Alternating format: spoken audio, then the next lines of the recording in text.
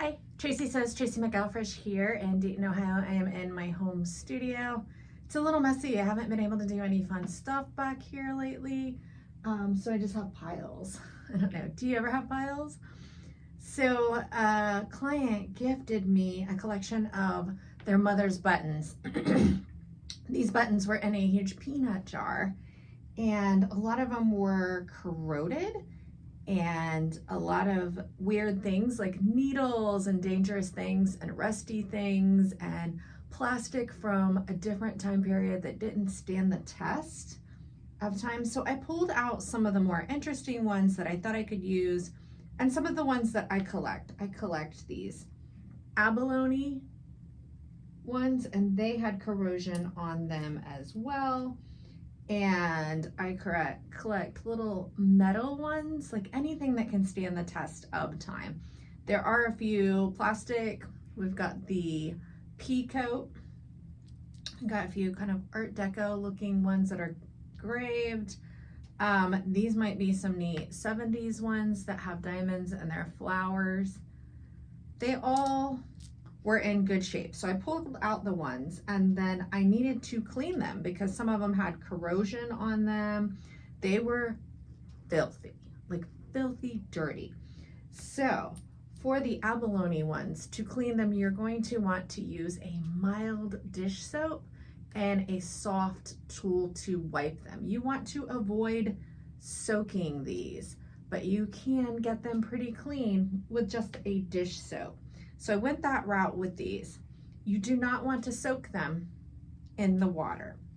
With the plastic ones, you can totally soak them in the water with a mild dish soap and use a toothbrush to scrub them off. The wooden ones are just like the abalone ones. So these are toggles that were in there. These are pretty hard to come by. You know, buttons are really expensive. So anytime anybody gives them to me, I collect them. And then I did a separate video on streaming them up with thread, and somebody mentioned you could also use bread ties, so you can put all the like ones together with a bread tie or a piece of thread. But these toggle wooden ones, caring for these is exactly the same as your abalone buttons. You do not want to submerge them in water.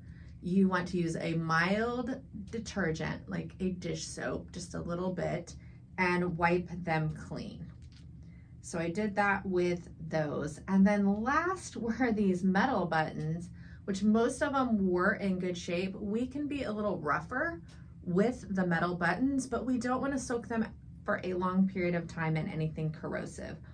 I did try to put one or two into a jewelry cleaner and see what happens, because I figured if they were silver, they would come clean right away. They did not, and some of them have a little bit of corrosion on them themselves, like a green batik. I can choose to leave that on there and add intention and character to my garments, or I can make a solution of vinegar and baking soda and rub it off, but you don't want to use anything that's too corrosive. And this was just a interesting one off. It has palm trees, but see how it's petite? I actually would leave that on there. That is a really cool characteristic of that button, how it's aged. It would add character and depth to my garments. So that's kind of up to you. You get to choose. So that is how you clean buttons. That's it, Tracy McElfresh. If you don't know me, I've made all my own clothing for 25 years. I teach sewing at Rosewood Art Center. I use vintage patterns and collect them. But I also make my own flat pattern drafts, and I'm on the Kettering Arts Council, so I volunteer in my community. I also lead a large meetup group, the Dayton Garment Designer Meetup, where we meet up quarterly and have fabric swaps and stuff like that, so I don't have to buy fabric. Here's something that somebody gave me, and it's on the cutting table. It was this, and then she gave me a vintage red apron that I took apart, almost anyways. It's on its way to being fully taken apart. And she gave me some white gloves, and I was thinking about taking all of these things and incorporating them all together into a shirt. I was thinking kind of scaparelli, where you have the hands come around the bust, maybe, or something fun like that.